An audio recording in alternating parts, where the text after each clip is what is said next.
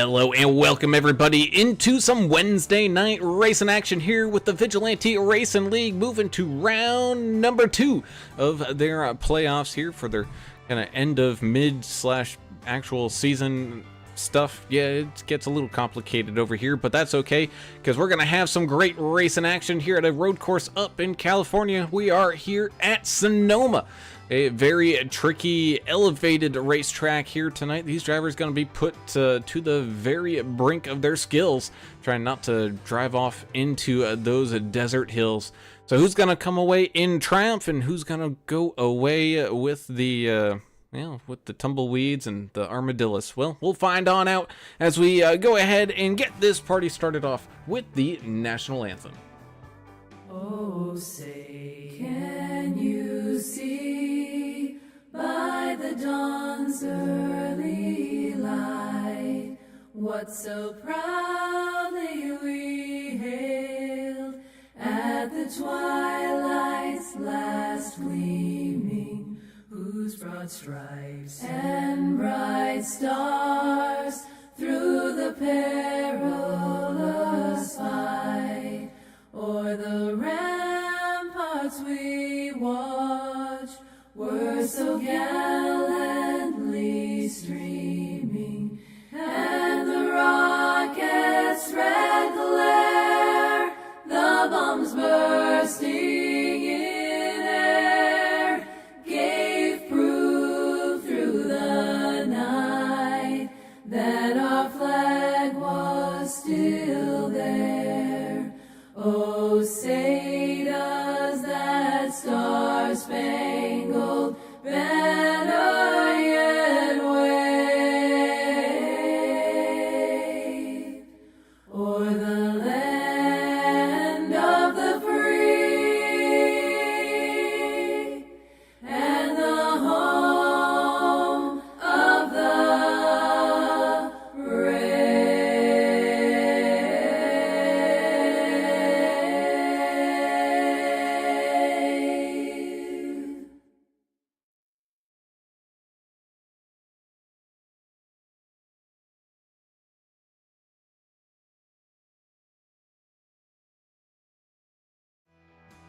And welcome back. As always, I have to say a huge proud thank you to the wonderful sponsors of the VRL, such as GC Cruise Travel. Having a great time booking up your next vacation and saving money at the same time. Be sure to get in contact with Mr. Greg Klein over there at 918-906-5616, or shoot him an email or a message on the Facebooks to start relaxing sooner here today, because he takes all the stress and all the worry out of planning your what should be a relaxing vacation out of your hands, and make sure you just get to the important part and having a good time. So be sure to use GC Cruise Travel for your next vacation needs. GC Cruise Travel, the official travel provider of AAA Broadcasting and the VRL.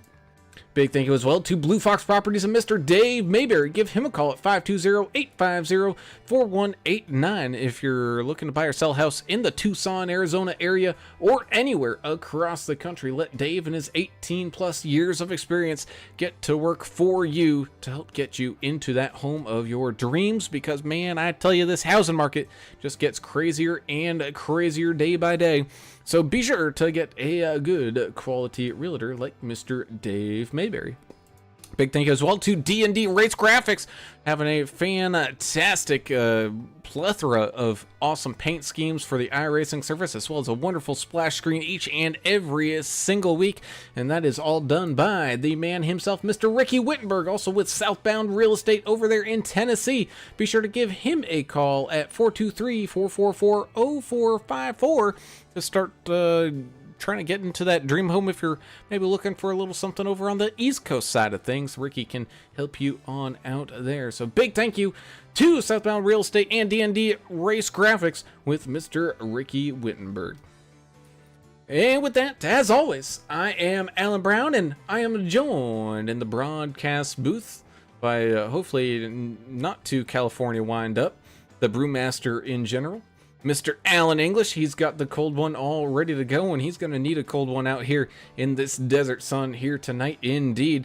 as these drivers, whew, they're not going to have a break. It's going to be 57 laps of just road course torture out here tonight. Lots of elevation changes, hairpin turns, those awesome S's on the back side of the track. That really hard 90, I think it's turn 6, more than a 90-degree right-hand turn. So, yeah, I'm sure Turner's going to cover it as far as talking about, oh man, we got to watch right turns. Yeah, there's a couple of real doozies out there as far as right turns go. So, very, very challenging track, especially in this platform. You've got something that does not have necessarily a lot of grip. It's heavy. This truck is. You do what you can out here to practice and stuff, but I mean, it is what it is. You're taking a really low grip, high weight stock car platform and putting it on a road course meant for open wheels and lighter race cars. And I mean, we talked a little bit before the race about it'd be fun to get a motorcycle out on this track. It'd be perfect. It'd be a lot of fun. But yeah, when these guys get to the top of the hills on the front part of the track, stuff like that, suspension's going to unload. They're going to have a lot of grip issues out here tonight, especially once you get these Goodyears worn in. So yeah, 2-mile track, 10 turns or so. It's going to be a challenge for these guys, and looking forward to it. Love doing this with you guys. Yeah, that indeed. And speaking of which, down there on pit road, after returning from India from teaching the wonderful game of Cicada to all those friends over there in the kind of Asia coast, Mr. Adam Turner, the master of anger management, here with us once again. Adam, tricky track down here. I know, it's definitely here in playoff time. It's kind of thrown a curveball. Some of these drivers that don't typically have to or don't typically drive on these road courses having to make an appearance here tonight. Yeah, this is a different style, that we're used to. And this is we're in the playoffs. We're at near the end of the playoffs, so this one matters. But here at Vigilante, they just go with the natural progression of NASCAR. So you just kind of have to play them how they line up. That's just the nature of the business here. What's going to happen? I think we're going to have probably 4 to 5 trucks that are just going to be awesome, and then the rest of everybody's just going to be hanging in there. That's kind of what we tend to see. But of those, 4 to 5, it tends to be some pretty fun racing. I really like. I'm going to take some of your thunder, English, what Albert Anderson says. He says, let's dig this track up and build a Buc-ee's. I could do that. We could get some jerky. A winery, man. This is wine country. Well, there's winery all around. Just put a Buc-ee's here. Grapes out there. I could have a brisket sandwich or something while we're watching this, at least. They have a whole wall of jerky. Yeah. Yeah, they have you got to get it cut from the counter. Don't buy it in the bags, people. I don't know what's wrong with y'all. Anyway, let's do the rules here, Brown. 1 fast repair, 60% fuel, unlimited tires, which is probably about right. 21 incident points penalty, 6 incident points, you'll get another penalty.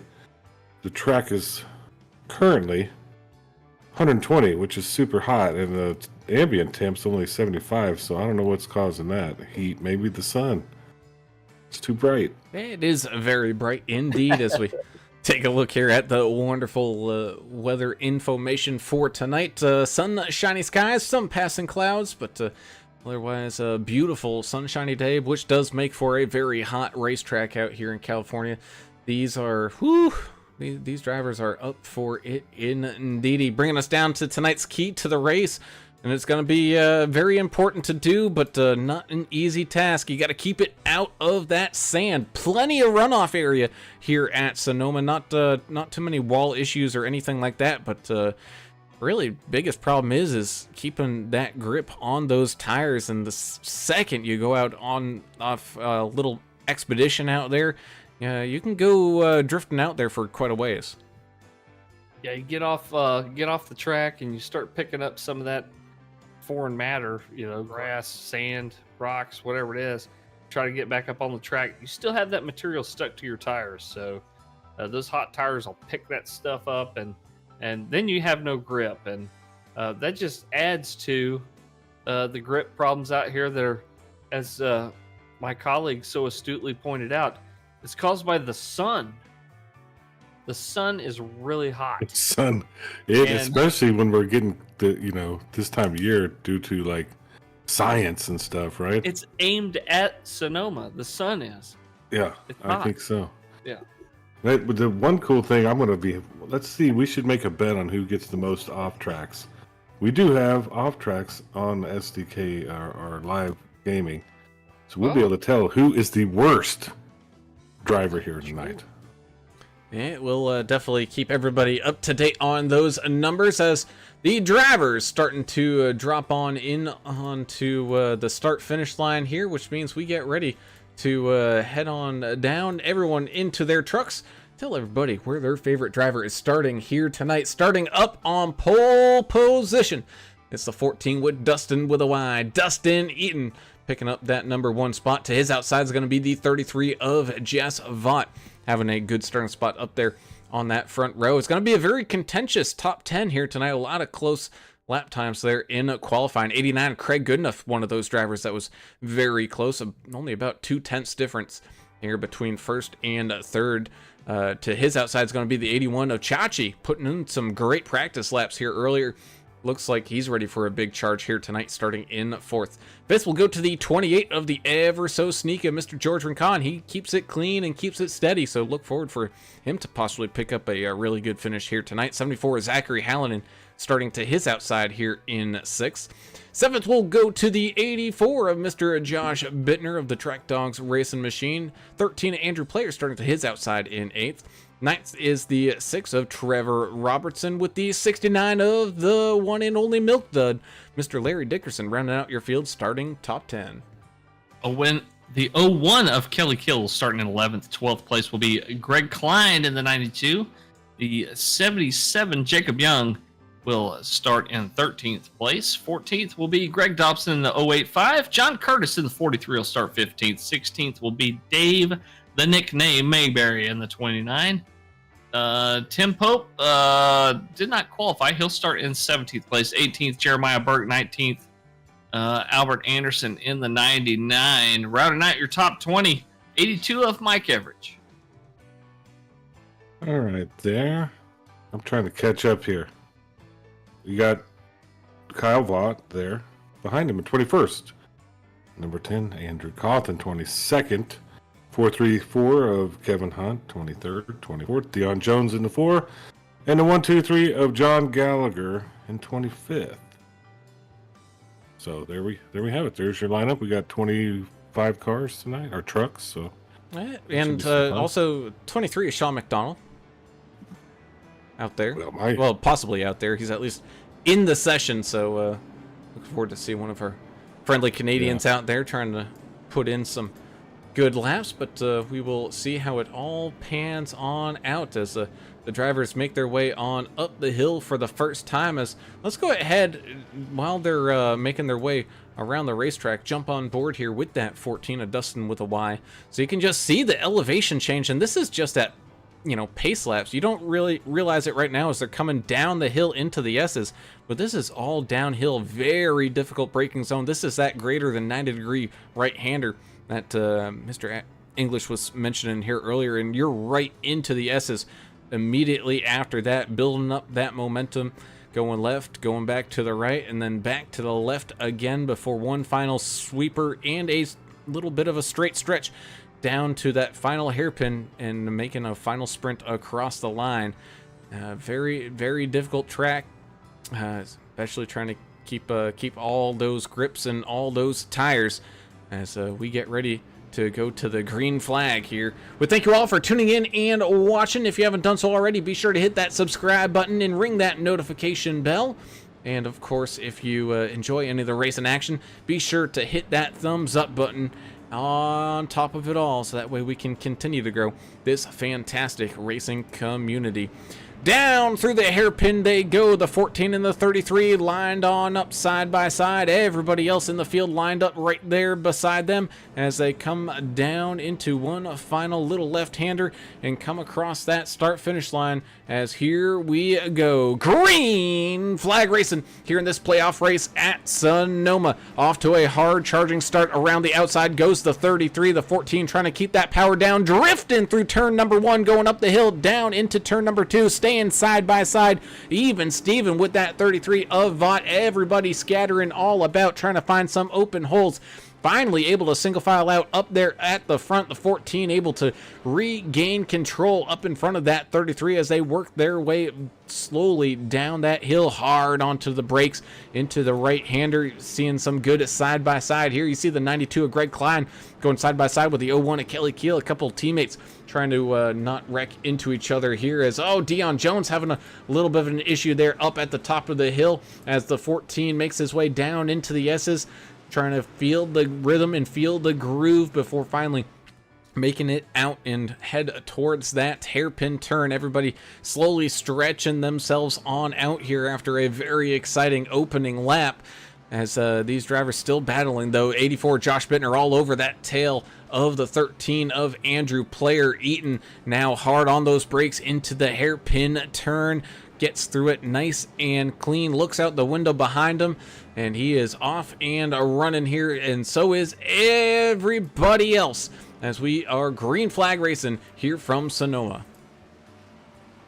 Couple of drivers off track at the start there. You mentioned Dion Jones. Greg Klein also found his way off the track there and lost a couple of positions, but shake out a little bit here. Very aggressive start. We saw Chachi, our buddy John Osborne, right on the back bumper of the 33, trying to shove him until they got into that first set of corners there. So, Well, yeah, and there that was was a lot of aggression early, and I think Dustin with a Y, Dustin Eaton, was very aggressive there. Normally, you say, "Hey, why don't you chill? You can't win a race on the first lap," but that's not actually true here. If you can get out front and run away with it, don't you agree? I think that's the goal here for Eaton. Again, had a very commanding race over at Coda earlier on this season, looking to make up for a technical disconnection that he had from that one, as he tries to reassert his dominance here tonight. Is right behind that 13 of Andrew Player. Man, he's got some traffic in tow. 84 Josh Bittner, 74 Zachary Hallinan ducked a couple tires off onto the sand, but was able to keep that thing rolling steady as Eaton gets the fastest lap of the race coming back down across that line. Everybody just continuing to make their way. Haven't seen any too big of mistakes here yet there, fellas. Just a couple little drifts off the track, but otherwise everyone keeping it outside of those walls, and everybody's still moving on forward. I was looking at the times in practice. I know there's a lot of guys that can run the fastest lap and do it once, but I think the key out here tonight is going to be consistency during the race, and the cream is always going to rise to the top here, VRL, and we've got some guys out there that really know how to run these road courses, and it's all already starting to kind of sort itself out as you see our road course guys that are experts here kind of pulling away here already.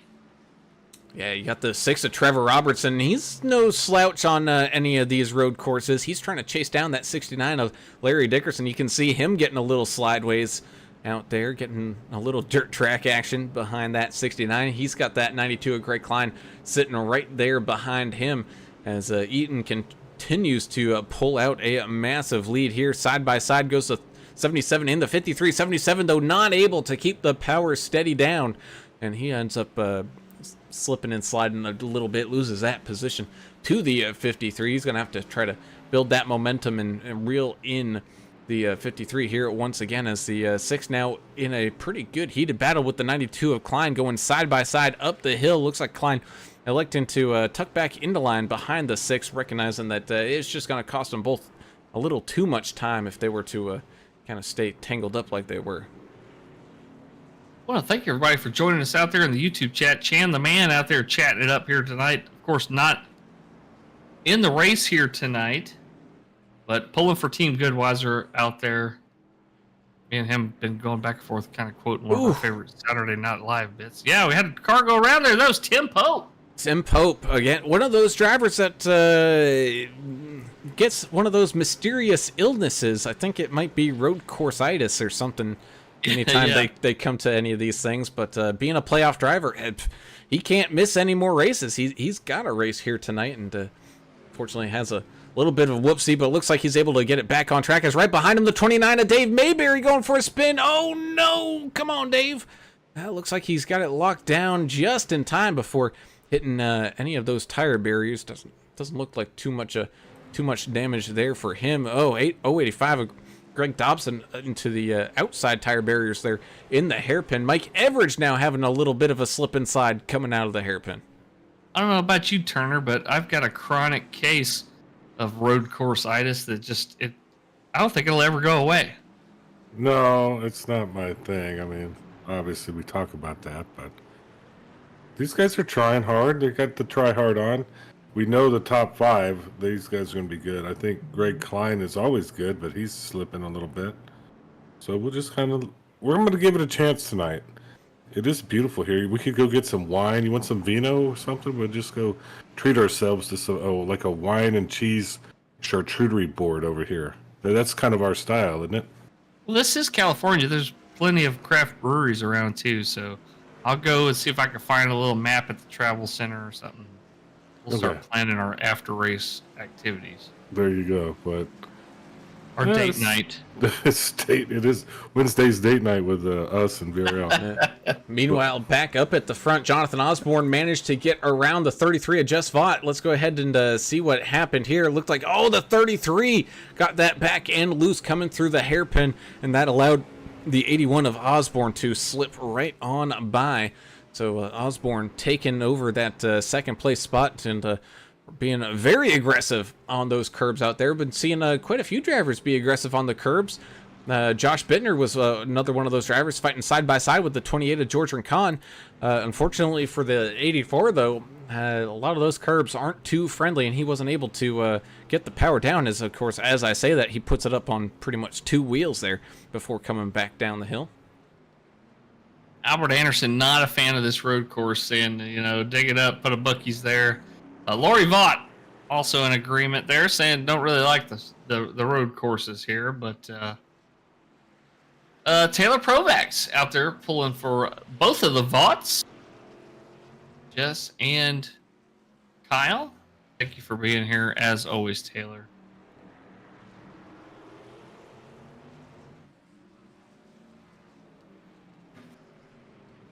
It's a twisty, turny track here, and lots of room to screw up. And we have seen some guys go off the track here, Brown, but nothing catastrophic. Nobody with hard contact to the wall. Is that kind of because of the huge runoff areas that you have here? Yeah, I think so. I think really the toughest part of the track is actually once when you get back down near that start-finish line, it gets very walled in there. But there's also a ton of asphalt there to help slow you down in case you do get a little loose or anything like that. So, so far, drivers, like you said, doing a fantastic job out there, making sure that they're keeping it clean and keeping it sane and keeping it together. As we saw there, a good battle between the 1374 as they were going side by side. Now you got Albert Anderson kind of tucked in between the 82 of Mike Everidge and the 29 of Hot Rod Dave Mayberry out there trying to get that Folgers machine on around. Of course, Albert, another one of those playoff contention drivers that's just out here making sure he gets points, get his participation, so that way he can hopefully get a good result coming up next week over at Iowa. I gotta think that these tracks that were designed for, different vehicles than what you got here, the open wheel type cars and stuff, they really do try to build a track safely now, where you have all this runoff area in every turn. But yeah, like you said, Ooh, Coffin. coming down the hill there's not a whole lot of room side to side. It reminds me of Watkins Glen. After you go through that carousel and head towards that next turn, there's not a lot of room there. Yeah, it's the closest to some possible damage that we've been seeing is actually coming out of those S's. There's one final tiny little kink of a turn coming down that short little chute before hitting the big U-turn there kind of towards the end of the lap. That's where it really starts to get narrowed up, and where we just saw that 10 of Andrew Cawthon get all slipped around, but thankfully able to avoid any of that race contact.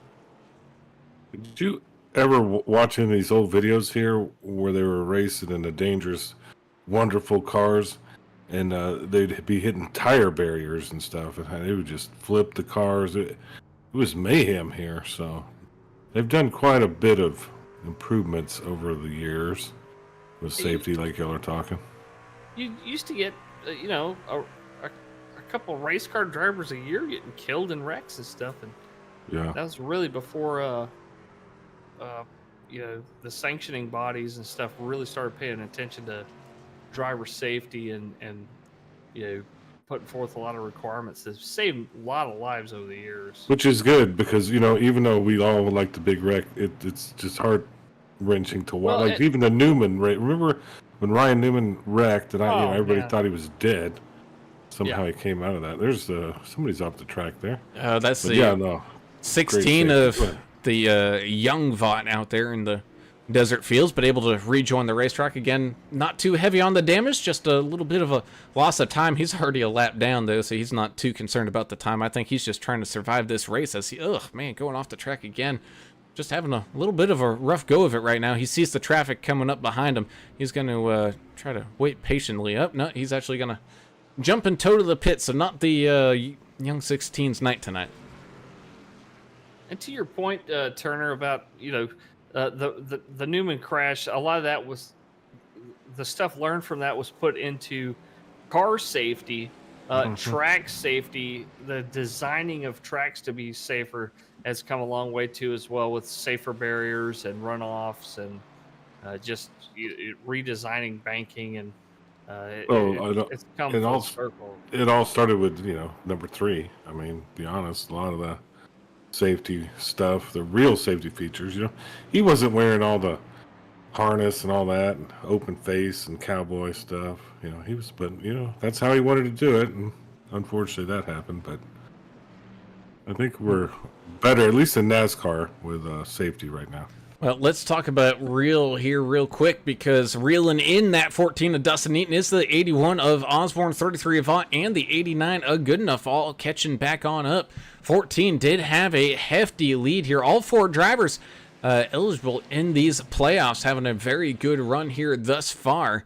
And we're here on lap 10 out of 57 drivers, really putting in a good chunk of time here. I know Eaton's been really putting in the practice as he drifts it around.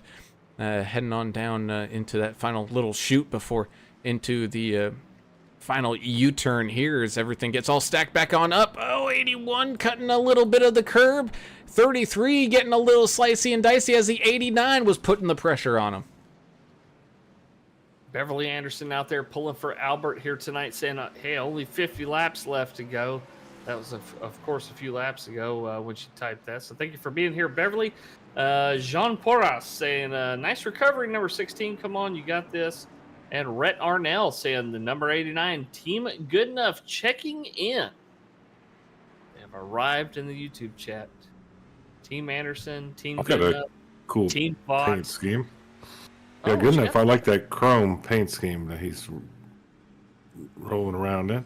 As for Deion Jones, I think recognizes the playoff and top 4 drivers in a heated battle right now, coming up behind him just a little wide as we're riding in the gyro cam with the 89 of Craig Goodenough as he tries to chase down that 33 of Jess Vaught.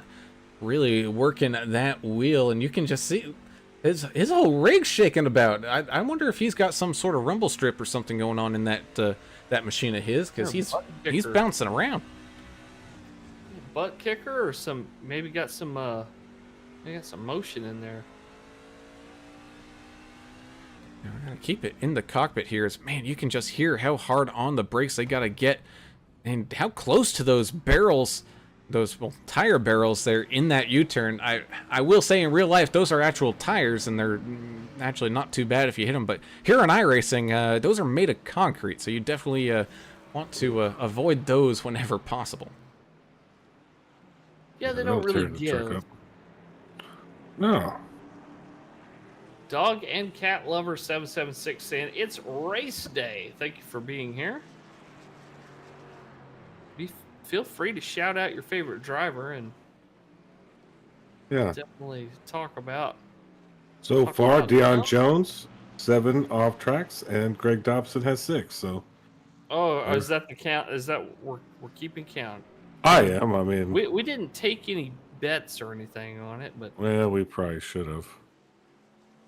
53, Jeremiah Burke tries to chase down the 74 target machine there for Hallinan. As we go ahead, take a look at the drivers that did make it through. We did have 8 drivers make it through into the second round of these playoffs. You got Jess Vaught, Timothy Pope, Larry Dickerson, Dustin Eaton, Jonathan Osborne, Josh Bittner, Greg Goodenough, and Albert Anderson.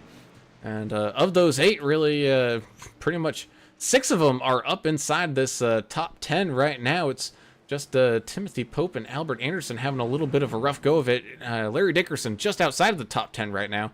Kind of found himself in no man's land. He's got a big gap out in front of him as the 53 makes a good move around the 74. love to see some passes on this road course. Not the easiest thing to do.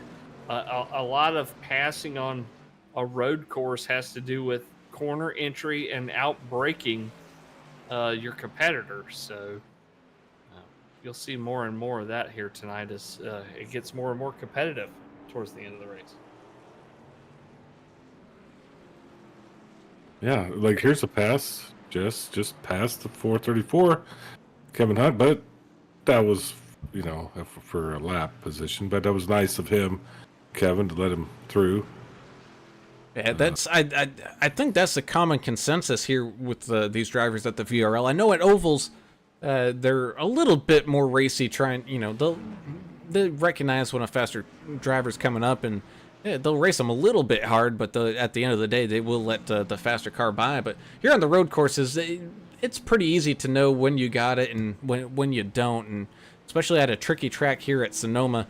A lot of these guys kind of recognizing, hey, I'm not really a road course guy. The second I see people coming on up my back bumper, I'm just gonna pull off to the side, let them, let them have their race, because I mean they're racing for championship points here tonight. As the 10 of Andrew Cawthon makes a little bit of an expedition out there, but able to get back out onto the racetrack as the 13 of Andrew Player tries to sneak in right alongside the 74, going side by side. 43 of John Curtis though going off the track, having a little bit of a whoopsie. Analea Tovar saying, I love race day. Team Tang, baby. Thank you for being here. And Chan the Man saying, I do caution shots, but no cautions here tonight. Well, we could do off-track shots. No one will I survive. think people would probably, have to go to the hospital. We don't need any stomach pumping tonight. Yeah, well, No charcoal. I will say, Charcoal, yeah. I will say that 14 of Dustin with a Y, he's probably thinking about having to go check himself into the hospital now as well, because that 81 of Jonathan Osborne just is not leaving him alone, just pestering him and pestering him. Can't believe his eyes. The 14 is he put in a whole ton of work. He was ready to go here tonight. I don't think he was quite expecting the 81 of Osborne, who is quick on these road courses, to be right there on his tail. 15 laps into this thing.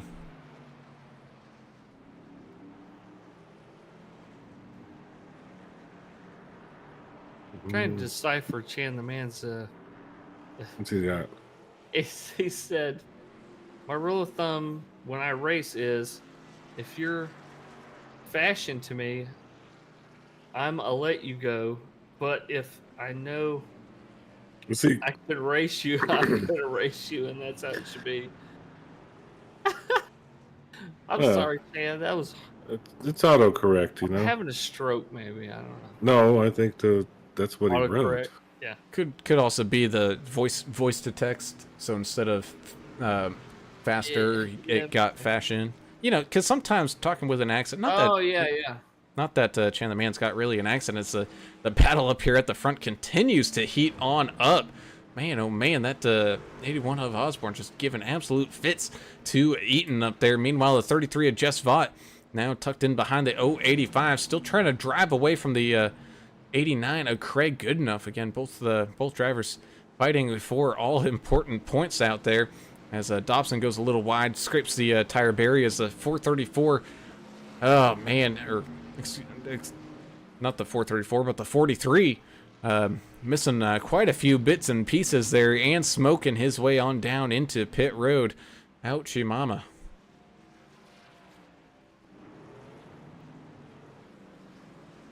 And traffic starting to definitely come into play now as 14 of Dustin with a Y starting to really have to swim his way upstream here, catching up to the 29 of Mayberry and the 99 of Anderson.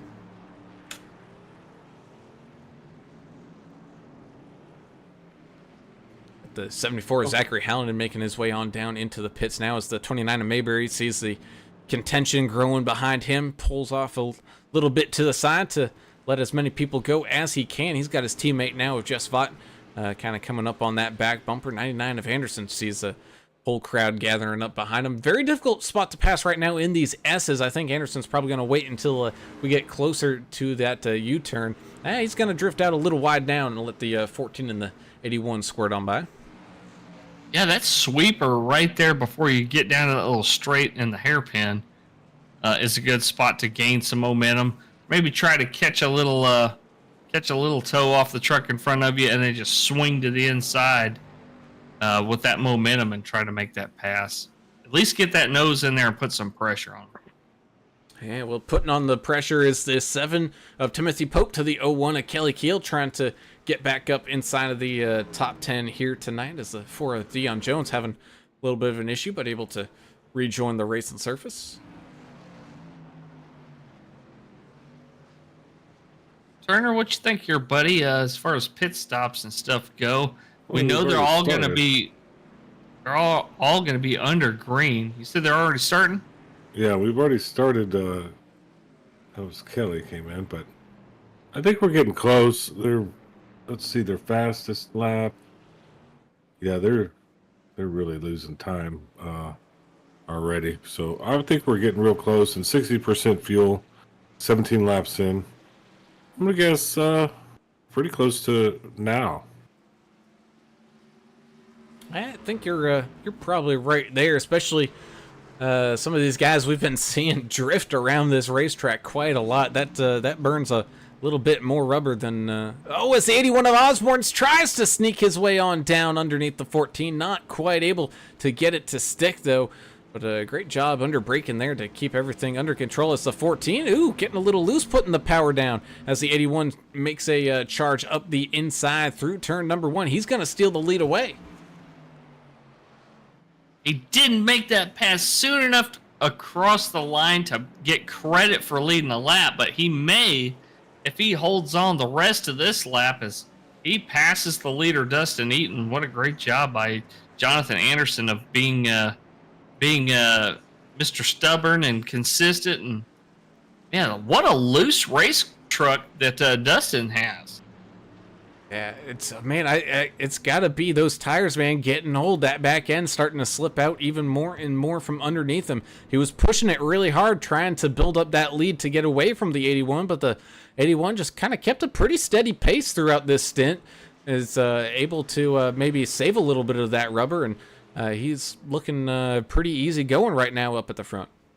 Little tortoise in the hair kind of analogy there. He just kind of ran slow and consistent, but not slow, but just consistent, but not trying to burn his stuff up, and made the pass there. Here comes Dustin Eaton, bringing a couple trucks with him. Yeah, it looks like Craig Goodenough, his teammate over there at Team Tang, making that dive on down into pit road. So Osborne's going to enjoy a little bit of free air here, as he's got about 2 seconds over the 33 of Jess Vaught, as everybody makes their way around this racetrack here. Already almost 20 laps in. Man, everyone doing a fantastic job here tonight. Even Albert Anderson doing a great job right now, staying in front of that 29 of Dave Mayberry, staying inside of that top 20. Again, trying to get as many points as he can. One of those kind of lucky free ticket drivers getting the call up because some people weren't going to be able to make a race here or there throughout the playoffs and electing, hey, if I'm not going to be eligible, give it to someone who is going to be here every week. And one of those drivers is that 99, and he's trying to make use of that that free ticket as much as he can, making it at least through the first round here into the second round. Again, road courses not really Albert's thing. He definitely is one of those with a big disdain for the right-handers, but he's probably really looking forward to Iowa coming up next week. Trucking the inside wall there, trying to get restarted just after that hard right-hander. Oh, I think running now. Purple truck. Yeah, the 434. Oh, 82 of Mike Everidge also kind of stuck in the wall now. Everybody really starting to feel this truck kind of bare its teeth as the 82.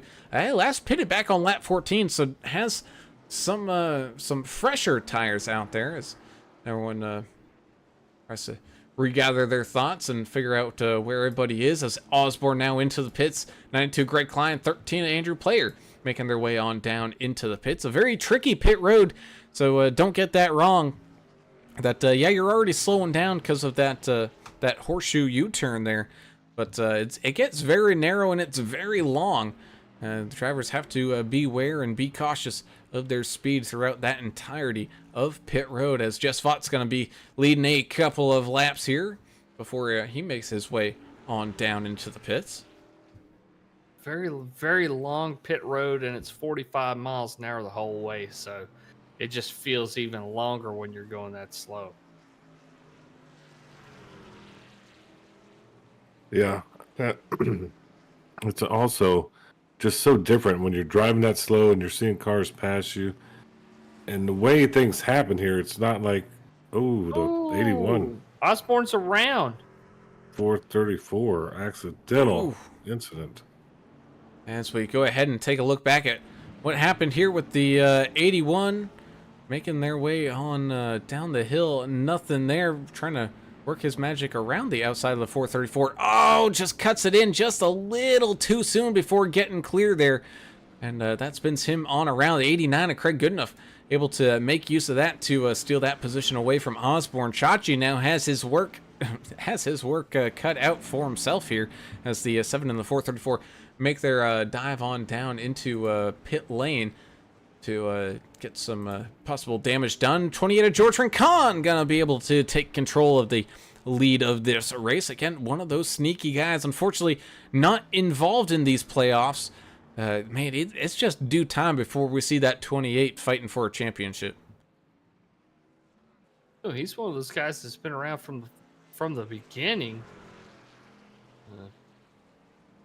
Running for Team Goodweiser there, and yeah, I think it's just a matter of time before we see him in contention for a championship. Yeah, that we do, as the 53 of Jeremiah Burke chases the 74 of Zachary Hallinan up the hill before coming right back on down. Having a pretty good run there as the 6 of Trevor Robertson makes his dive on down into pit lane. So pit stops right at about a third of the way through the race here. I don't know if that's a indicator of how many sets of tires these guys are going to go through. Unlimited sets, but I think fuel, the driving factor here. I mean, you can make the tires last as long as you can.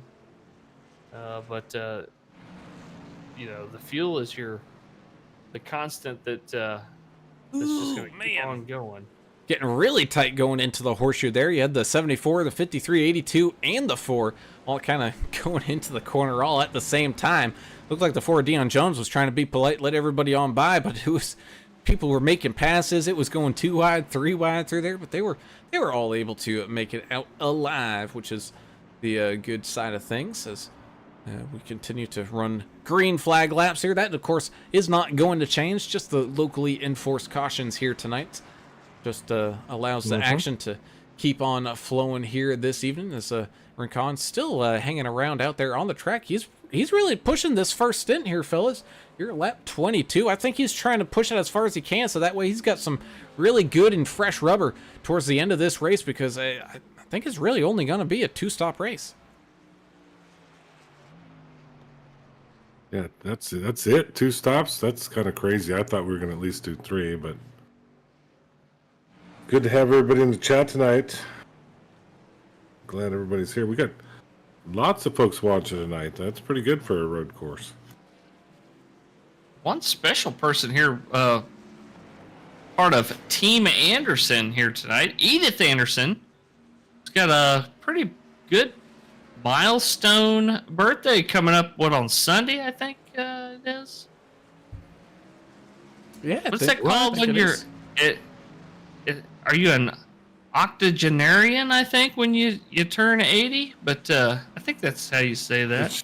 A young lady is what she's just having a birthday. That's right. And just a very young lady that out there supporting her nephew. I say Aunt Edith, but that's not what Albert says. His Aunt Edith. He does. We all have different dialects, but we're all the same. We're all from the United States. And but speaking of, I hear his Albert's voice in my head. Oh, He's no. around. Well, he must have been thinking about that party they're gonna have for Edith. So it's a big happy birthday to her, right? Oh yeah, big happy birthday to Aunt Edith, and of course enjoy being 29 and a half once again there. That's it. That's what it was. That's what I meant to say. As Albert gets his race truck all back and collected, the 89 Craig Goodenough battling with the 123, not for position right now. He does have the 81 of Chachi kind of hounding on his back bumper here once again as Dustin with a Y regathers control of this lead. Only about, not even quite 2.5 seconds over the 33 of Jess Vaught right now. 89 of Goodenough holding on to that third spot right now, but 81 of Osborne is hungry after that incident he was involved in a little bit ago as he tries to make some magic happen. As 84 Josh Bittner makes his way on out of the pits and immediately right into a race with the 53 of Jeremiah Burke, up 11 spots on the day. Jeremiah, one of those drivers that usually does pretty good at these road courses.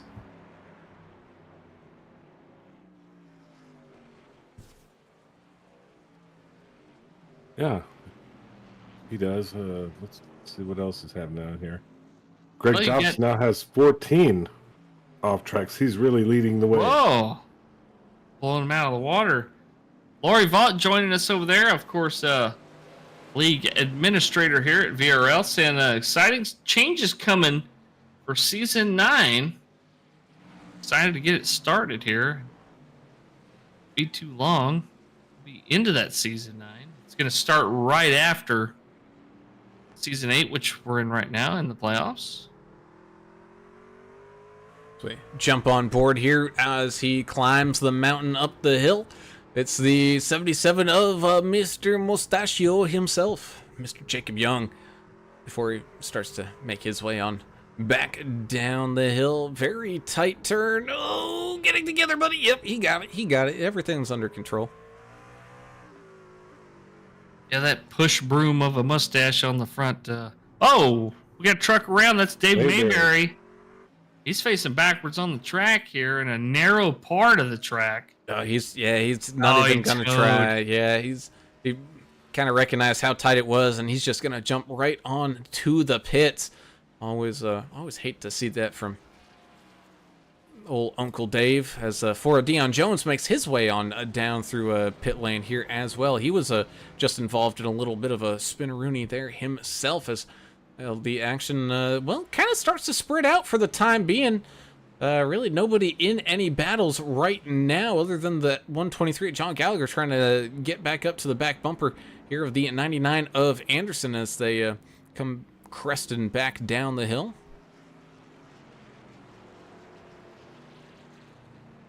And Diana Green out there pulling for Eaton. Thank you for being here, Diana.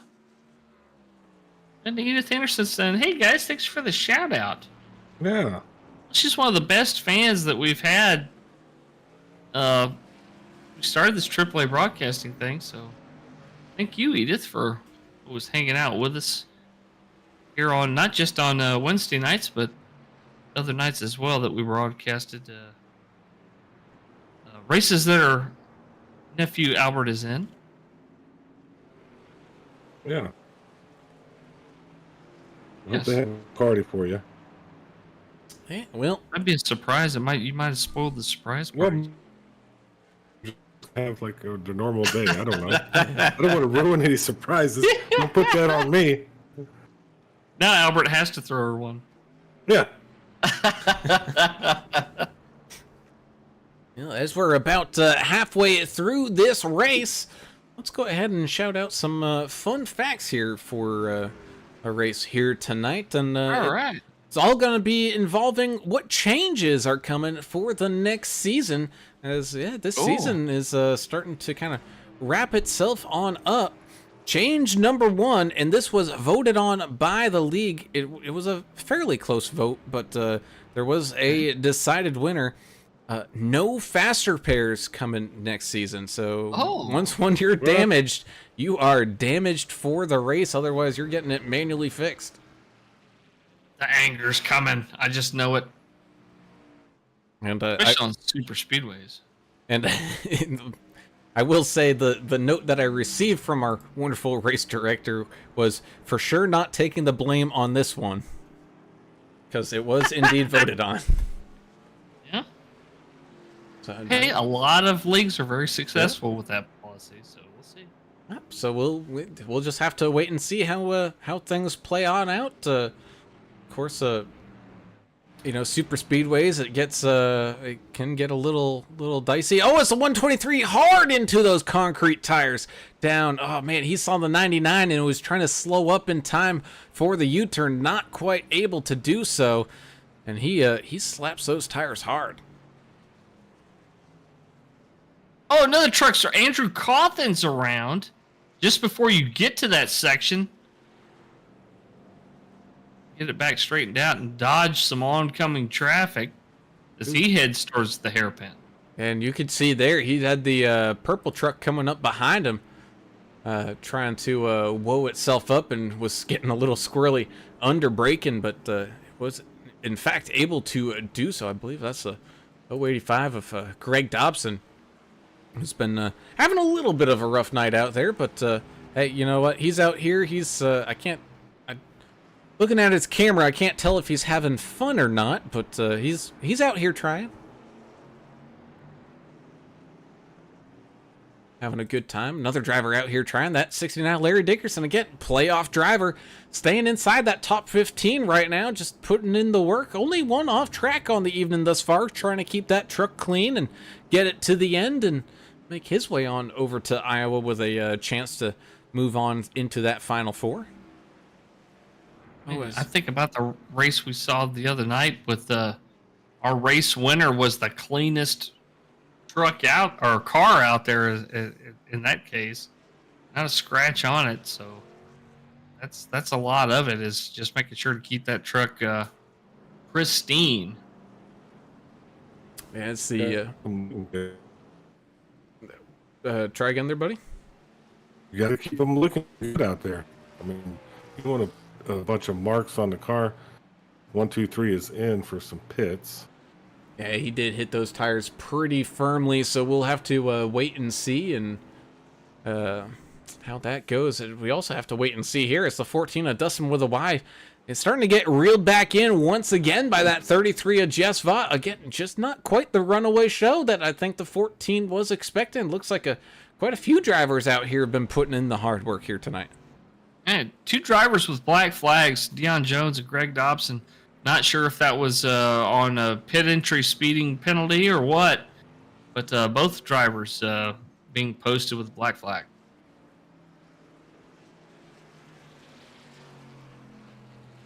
So we can go ahead and take a view of the wonderful paint scheme that's on the 14 here tonight. It's got something special on that truck lid, that the back lid, I should say, that is very very kind of him to do. What's back there? Going through cameras here. I can't find a view where I can see it well. Maybe if you control F12 the chase camera to kind of get more of a top down. Oh, okay. Chase camera, control F12. I can't tell what that is. Can't? I'm looking at it upside down and I can tell what it is. I'm trying to figure out how to Hang rotate on. the camera. We're very slow, Liam. Heck. The 33 at Just Fight you can see in the background there, just absolutely closing in on that 14 machine. I don't know how to rotate it. Somebody with a hat. I'm trying to see, man. This is like a game. Trying to figure that out. It's us. Is it really? Hang on, I I'm gotta trying to zoom in. rotate the camera. I can't rotate. Yeah, we're too dumb to do all this. We're gonna have to take some screenshots. 77 Jacob Young goes for a little expedition down through the grass. Meanwhile, up at that front, you got the 14 trying to make some moves around the 99 here with the 33 on that back bumper. They're about 6 seconds clear of where the 89 of Craig Goodenough is, as we're closing in on the final 26 laps left to go here in the hills of Sonoma. I'm still working on this. F12. Zoom. Part of it. I can see part of it when the truck rotates around. That is really neat. Yeah, I see Brown's mug right there. That looks cool. AI enhanced. You look really good on the back of a truck, Brown. Oh, thanks, buddy.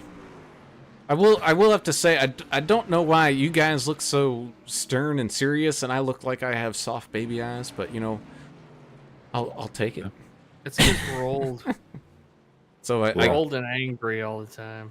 guess we do have to take now under our wing another sponsored, not sponsored driver there for the 14, Dustin with a Y. I like it. Yeah, I see it now. That looks really good. I think English is even drinking his beer like he should be. Am I?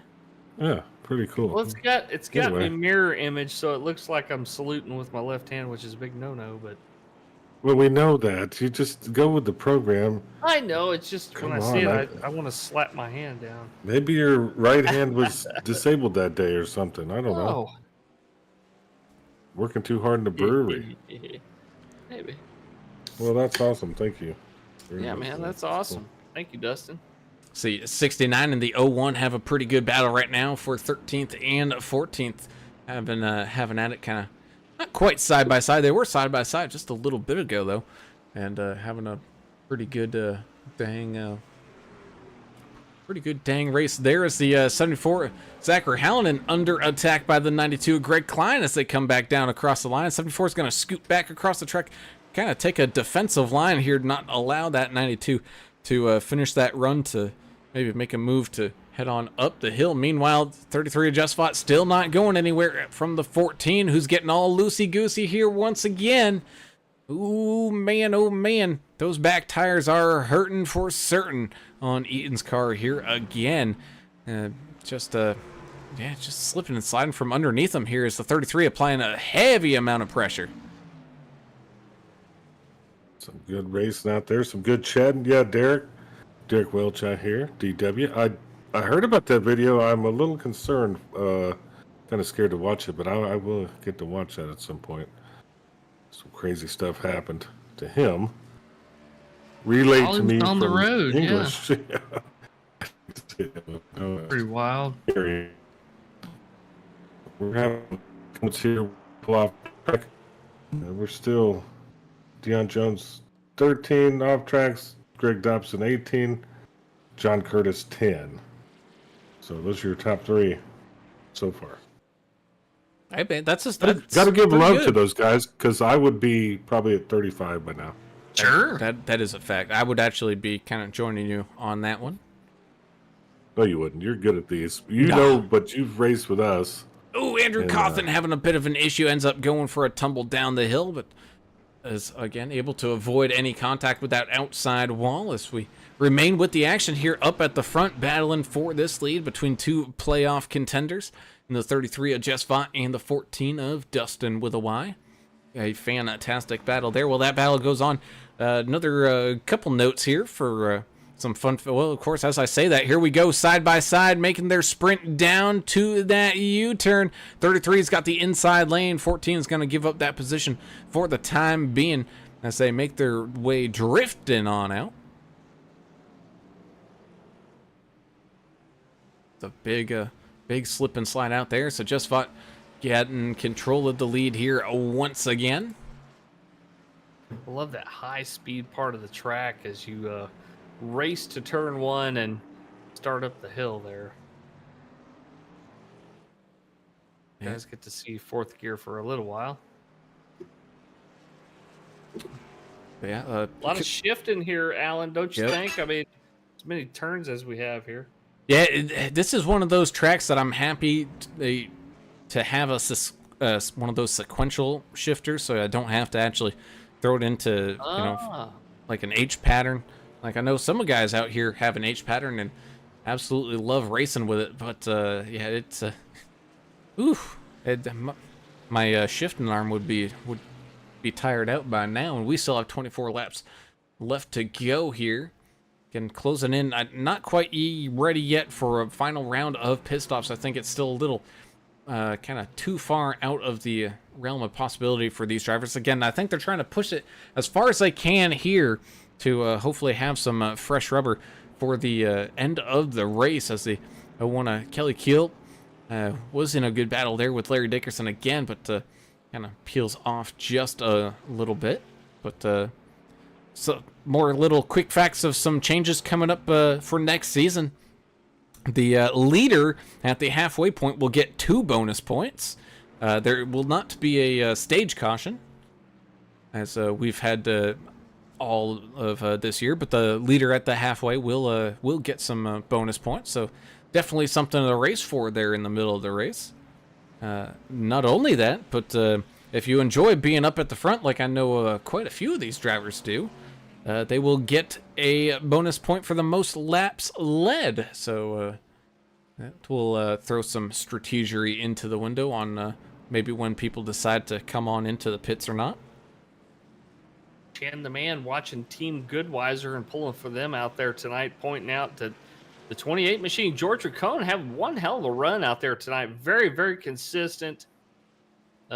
Very solid performance here, sticking around right there around top 5 or 6. Good on you, Chan. Yeah, George out there holding his own here on the road course. Road course.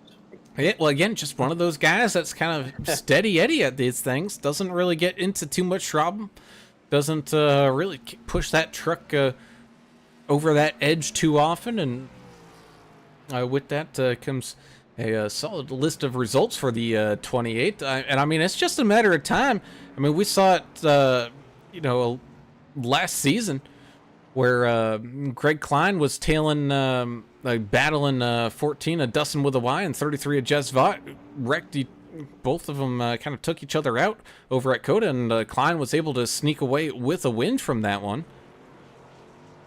And so, I mean, anything's possible there for Rincon, especially at a track like this, as Greg Dobson going for a little bit of a tumble as he works his way through the S's, able to get it back pointed in the right direction as the leaders are starting to kind of come up on his back bumper right now. Same thing with the 89 of Goodenough coming up onto his teammate's back bumper there in the 14 of Eaton. You can just pass somebody spinning. In the dirt. Dobson's in the dirt there. Yeah. Eaton's around. Oh, no. Oh, heavy contact with the outside wall, was dealing with some traffic and a already loose condition in that 14 machine. Goodness. How did he come around right there? What happened to Eaton? I don't know. Let's go ahead and take a look back. Oh, just getting loose in those S's, man. Those back tires have been screaming at him for quite a while. And right where it starts to tighten up with some walls closing in, he slaps that wall hard. Still a lot you can do with a damaged race truck out here. They're going to be coming up on pit stops here in a few laps anyway. Go in there, burn that fast repair, and get that front end fixed, and Dustin will be fine. Earl Evans saying, I've always loved this track. I suck at it, but I love the track.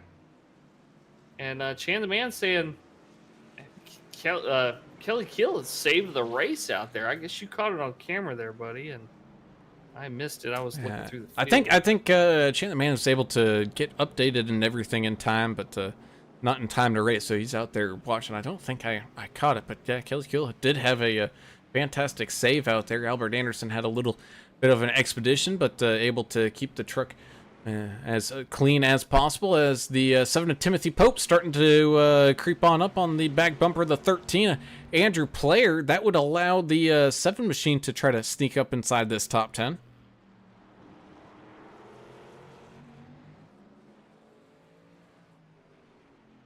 Yes, indeed. Andrew Player, former champion in the VRL in that 13 truck. In your top 10 there. Yeah, Zach Hallen and Jeremiah Burke, man. That up 11 spots. That's pretty crazy, man. He's got the jets turned on in that 53. Oh, yes, indeed he does, as the 13 and the 7 make their way through the S's into that horseshoe hairpin here once again. Well, of course, as I say, that 13 is going to peel off down into the pit, so the 7 is going to enjoy some empty track for a little while at least. Does have some traffic coming up here in front of him, as the 99 of Anderson and the 085 of Dobson were going side by side a little bit there, but both drivers able to keep off each other. Look, keep an eye on that McConey setup shop number 13 for sure. Oh, man. Who just towed? It's the 085 of Dobson. I think he was having a little bit of some troubles out there, and just as we were jumping to the driver cam, ends up towing to the pits. And like I said, maybe not necessarily having the most fun of a time out there on the racetrack, but at least giving it the good old college try is the Purple Eater machine. Yeah, he didn't look happy on the camera there, and this track will break you, man. It's just it's rough. The toughest of drivers, and we've seen Greg Dobson race in all kinds of tracks and all kinds of conditions. The guy's a solid racer, and it just got him here tonight. That's a tough track. Yeah, he just clued in on YouTube there, buddy. Sorry, Adam. He said, I'm just getting in the way. Be more pass-through penalties and in the way, so. That's all right. You've won you've almost won. If you kept going, you were going to win the off-track competition that I was conducting. That's way to be sensitive there, buddy.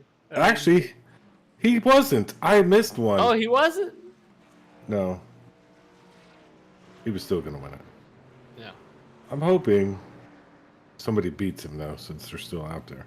As 33 of Jess Vaught makes his dive on down into pit road for the final time. 81 of Jonathan Osborne hot on his heels. Trevor Robertson in that 6th machine yet to come on down for a final time, is taking back control of this race with the 28 of George Rincon right there as well. So we'll have to keep an eye out for them with the Goodweiser 28 and a couple Ain't Dead Yet team members, the 6 of Robertson and the 84 of Josh Bittner. Again, I've been seeing Josh, one of these playoff drivers, been racing hard with quite a few people out here tonight. A few slips and slides there himself, but doing a pretty good job keeping things on the steady and moving on up.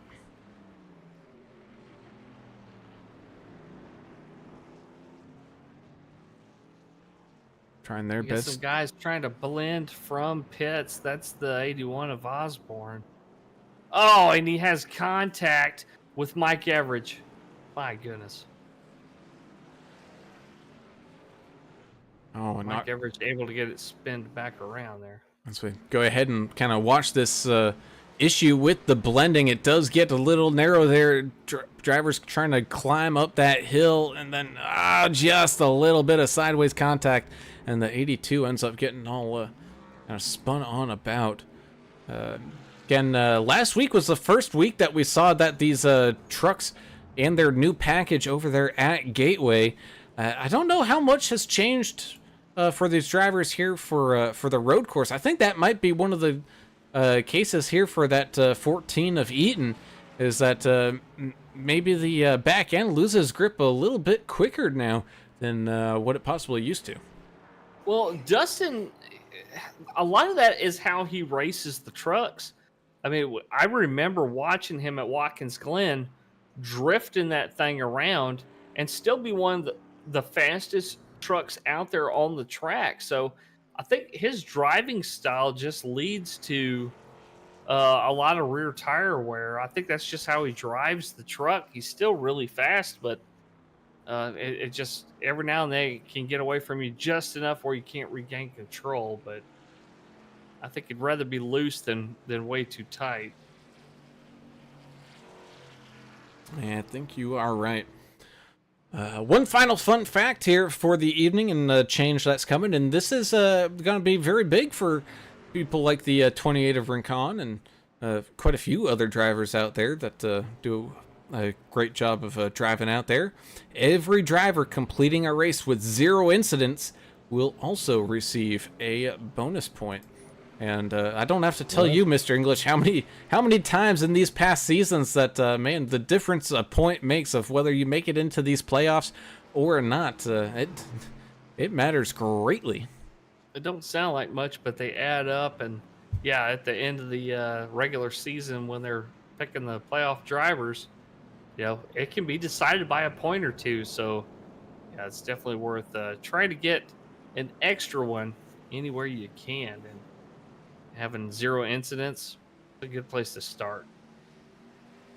That's the 14 and the 81 trying to make their way through some traffic there with the looks like the 43 and the 99. Now the 6 Trevor Robertson trying to figure out a way to get around the 99. Anderson politely lets him kind of scoot right on by as the 74 Zachary Hallinan starting to chase down the 69 of Larry Dickerson.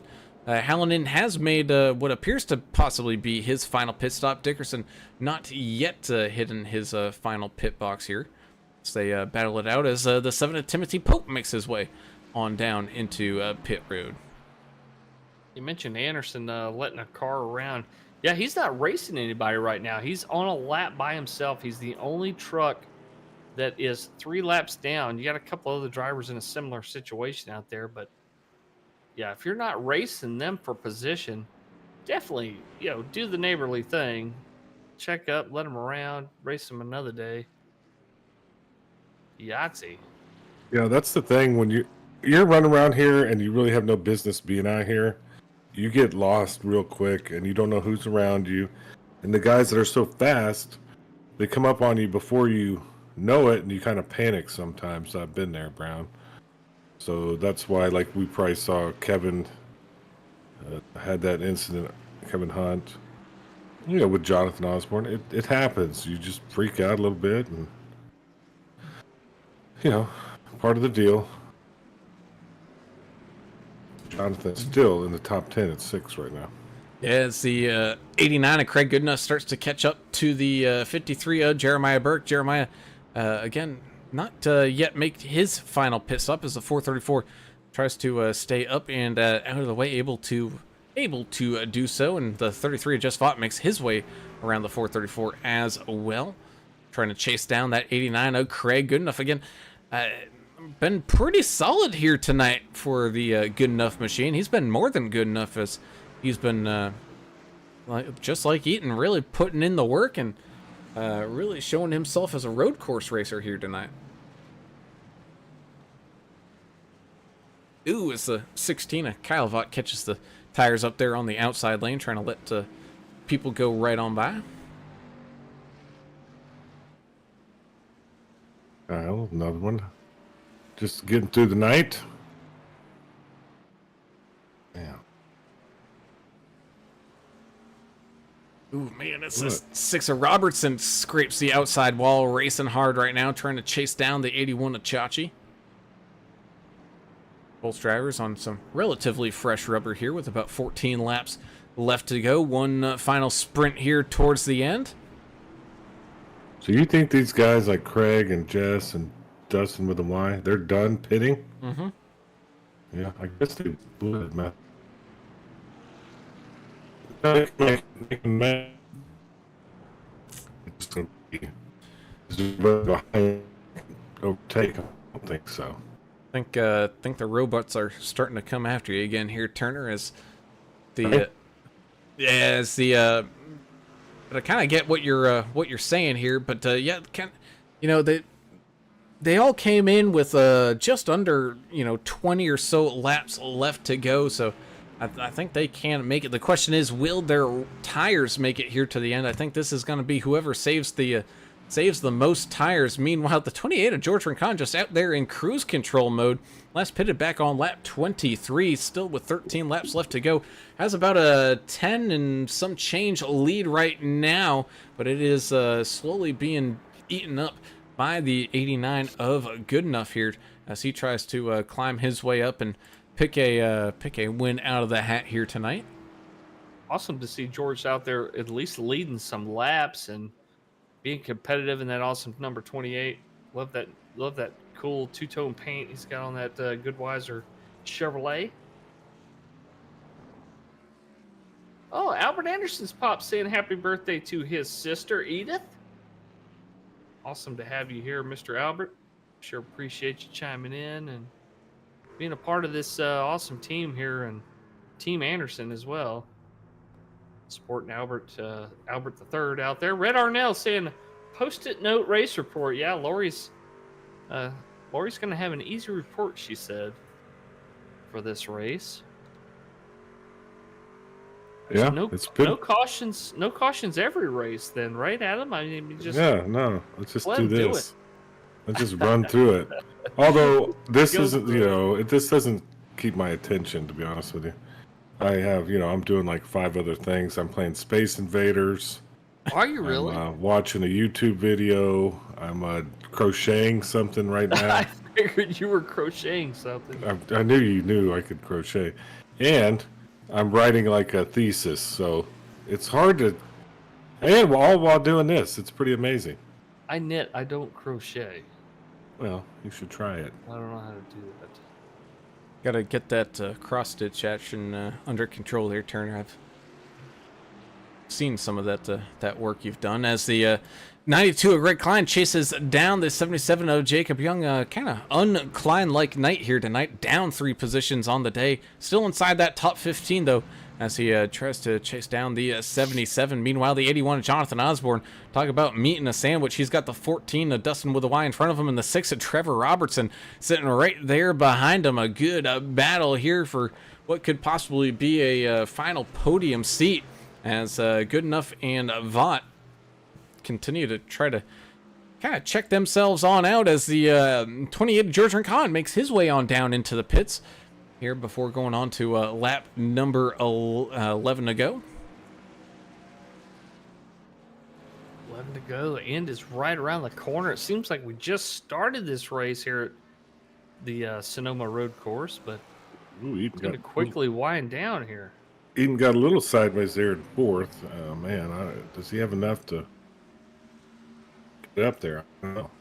I don't know. It's just got to watch those temperatures in those tires to make sure he doesn't overcook them as the race continues to boil on here. About a second lead for the 89 of Goodenough over that 33 of Vaught, and then they're about 10 seconds out in front of the 14 and the 81 and the 6. All 3 drivers did get involved in some incident one way or another at varying points throughout this race. So that's why they're all kind of collected in a little bit outside the outside the main space in here, but still racing nonetheless, as they continue to have a very good battle going side by side.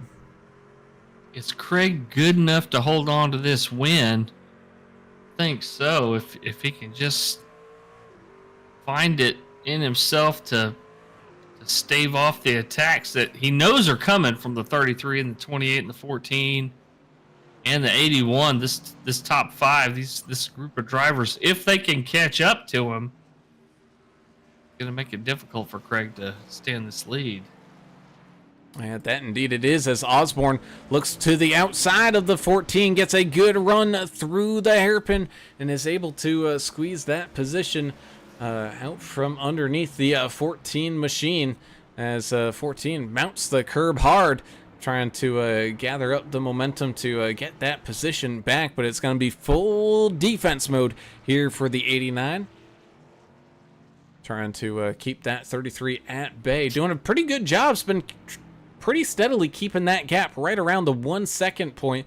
A couple moments, throughout a lap, the 33 able to kind of close him in just a little bit, but man, good enough. Showing that he is indeed here tonight.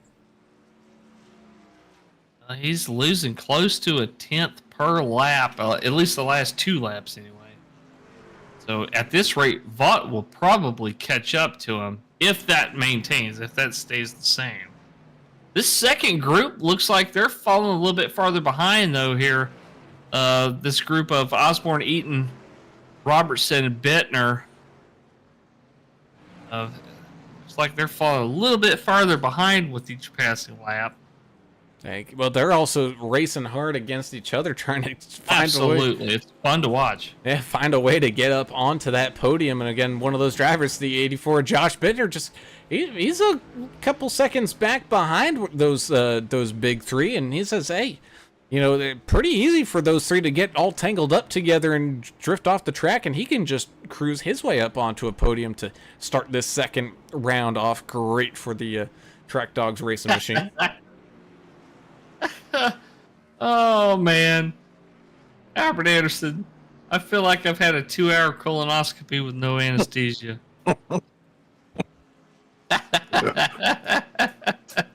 Like, you gotta. I don't think he has a seat. His seat fully put together or something. I mean, I don't think something's he lasts put together wrong. 2 hours. I think the doctor's doing.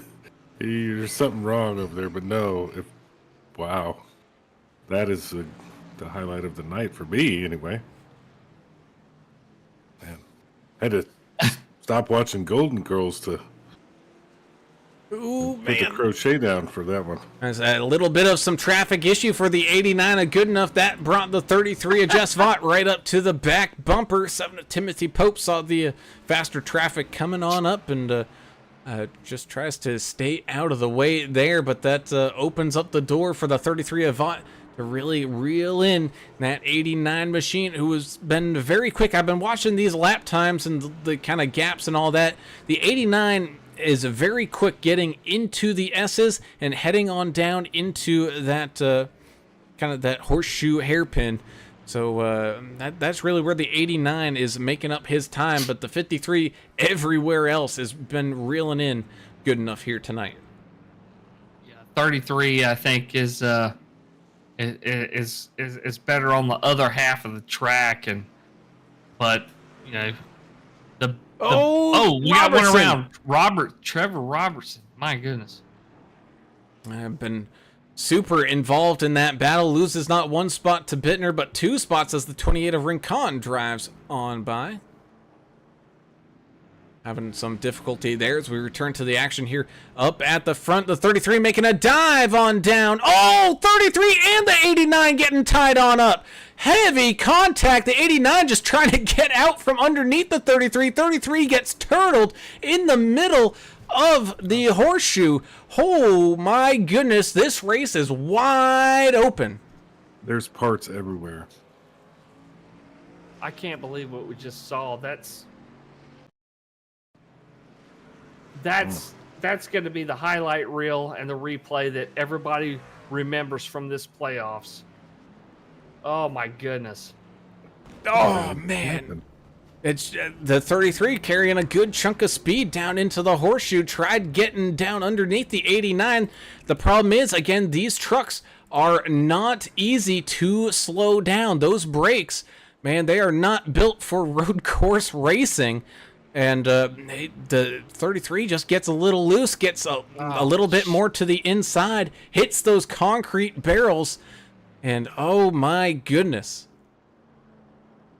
And the 89 had to go. He can't stop and back up and try to find a way around. He's just got to keep the pedal down. That's what he did, and powered his way through it. And then Jess trying to make it around the track with only 3 tires touching the ground. It looked like his right front was busted so bad. I don't know if that tire was touching the ground most of the time, but my goodness, that was crazy. So what looked like was going to be at least a guaranteed 1-2 finish for the 33 and the 89, no matter which order you looked at it. And now they're dropping heavily as they both had to tow to make their way back into pit lane. 81 of Jonathan Osborne has control of the race with the 14 of Dustin with a Y. In the 84, Josh Bittner, who's just been sitting here patient, saw his own teammate have a little whoopsie, stole the position away from him, now on up into third. With being this close to the end, this is Jonathan Osborne's to lose. He's going to pick up, if he can hold on to this lead, he's going to pick up his second win of the season here, at least that I remember. I'm not sure that he can. I mean, Eaton is running hot laps right now. And see, Jonathan Osborne does have fresher tires, but Dustin, I think he's mad at Dakota. He was going to win Circuit of the Americas, and he had some kind of power failure or tornado, and I don't know what happened, but he lost power. And he was well out in front, so I think he's really digging right here. He's really digging, but we've also seen this his style of racing kind of come back to bite him a little bit here, especially towards the ends of these runs.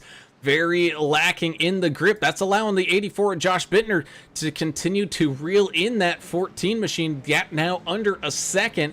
Again, all 3 of these drivers are playoff drivers. Every point matters here, especially for those that were kind of near that 4-person cutoff line. Getting a good finish here tonight might relieve a little bit of that stress going into Iowa as the 10 machine of Andrew Cawthon takes another topsy-turvy ride. 89 of Craig Goodenough rejoining the racetrack. He's now kind of stuck down in 12th. He's got to try to figure out a way to get around both Kelly Keel and Larry Dickerson in the final few laps here remaining to try to get back up inside of that top 10. 33 of Vaught still stuck on pit road. Kevin Hunt off track and did a little Austin Powers turning around in the tunnel action, but did a good job of staying off the track. Eventually got that 434 turned back around and back up on the track. And again, we're starting to see it once again. Those hot lap times are starting to make hot tires for the 14 of Eaton. Really struggling out there. Losing some time to that 81 of Osborne, who's been pretty steady as the 14 goes for a drift, ends up out in the grass as the 84 tries to shove his way on by, looking down low as they make their way on down into the hairpin. Close to those barrels goes the 84. Oh man, almost had a repeat of what we just saw earlier. Osborne's loving this in his rear view mirror, seeing the 14 and the 84 try to pick up the second position here. He's loving it. He can just drive away with those two fighting.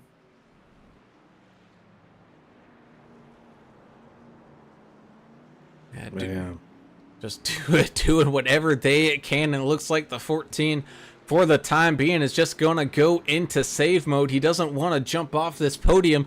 And that 28 of Rincon, we've seen him just be Mr. Steady Eddie, only about 6 seconds back with about 4 laps left to go. Has been running about a second a lap, quicker a lap than Eaton here. So even the 28 of Rincon, not in these playoffs, could play a little spoiler action here towards the end. I love it. I love it when that happens, when guys don't make the playoffs for one reason or another, and then they come in and pick up a win and take some first place points away from some playoff guys. I always thought that was kind of entertaining. And not only that, but at the same time, he's being chased down by the 6 of Trevor Robertson, who had a little spinaroonie himself, able to try to get back into this action. Again, another non-playoff driver trying to maybe play a little spoiler action. They're going to have to try to maybe work together a little bit here as they're going side by side with a playoff driver. That 69 of Larry Dickerson, that's going to tie things on up really quickly here. It's in the 28, smacking doors there. That was a lot of fun to watch through the hairpin. That is for position. I know we are out here in California, Mr. Turner, but is it getting western enough for you? It's definitely Western. What they got Western with Jess there in the 33. That was nuts. I can't believe we saw that. We don't typically. But that was a hard crash for here. So.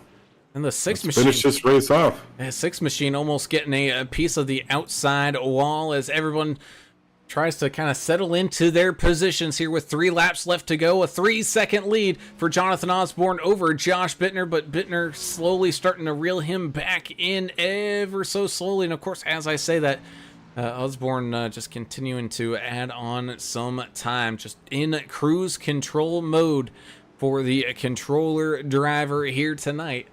As had a little bit of a rough hairpin there. That allowed the 84 to really close on in as we close in on 2 laps left to go. I challenge anybody listening or driving out here to drive one of these trucks out there with a controller with just your mouth and no force feedback at all, just what you see on your screen, and be able to race as good as this guy. Jonathan Osborne is one of a kind for sure, but Josh Bittner is coming up on him here within a couple of seconds. That awesome Track Dogs machine. Yeah, trying his best here in these final couple of laps to maybe steal away a win here at the end, but running out of time as they make their way through the S's. With only 1 final time left remaining. He is well clear of Dustin with a Y, who's about 4 seconds back, and he's got about 5 seconds still over that 28 of George Rincon. So I think cruise control mode for these drivers, just trying not to make any mistakes that will cost them too much time, as the 81 of Jonathan Osborne makes his way down and around that hairpin U-turn into the final corner and down the front stretch. One more time we go. White flag is out. Final lap of this race underway. Osborne making his way on up the hill for the final time. The tumultuous climb before a treacherous descent down back into the hot sun here at Sonoma.